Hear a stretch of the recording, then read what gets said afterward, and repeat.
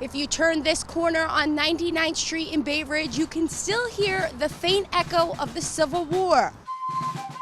It comes from St. John's Episcopal, the Church of the Generals.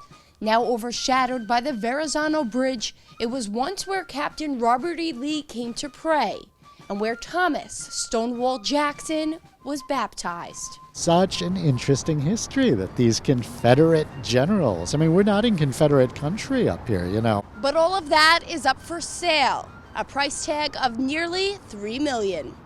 Dating back to 1834, the parish was a home to many stationed at Fort Hamilton. It said soldiers built the church with their own hands, and on its consecration, the entire garrison in attendance. It didn't look out on the scene that it looks out on today. The Verrazano Bridge wasn't there. All of these roadways, these flying through the air, weren't there. So it was probably a much more rustic setting. There aren't very many churches around that look quite like this one. It's unique. Unique, but perhaps not unique enough. After a long battle for landmark status, the signs finally went up. A surrender. It's a wonderful history, the parish history, but it's not the history of this particular building. You see, the original Church of the Generals was destroyed.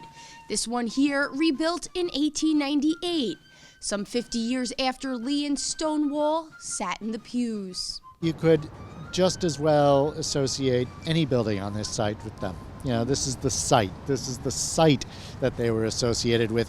It's not the building that they were associated with.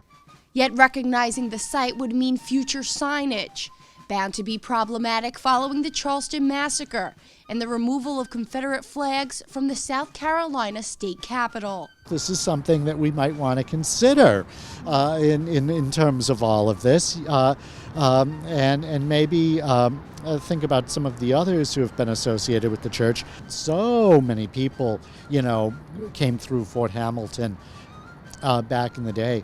What I would suggest to people who are interested in preserving the church is to try to find out as much about the Fort Hamilton people who worshipped at this church, this particular building. You might uncover some really interesting names. General Matthew Ridgway, the World War II paratroop commander who went on to lead U.S. forces during the Korean War. General Walter Bedell Smith, Chief of Staff to General Dwight D. Eisenhower in Europe during World War II. General Hubert Harmon, Director of the CIA and the first Superintendent of the U.S. Air Force Academy. Just a few names that walked through these very doors. Anytime a church is torn down, it's just heartbreaking. Some already memorialized, but their future sale pending. Reporting for Currents, I'm Michelle Powers.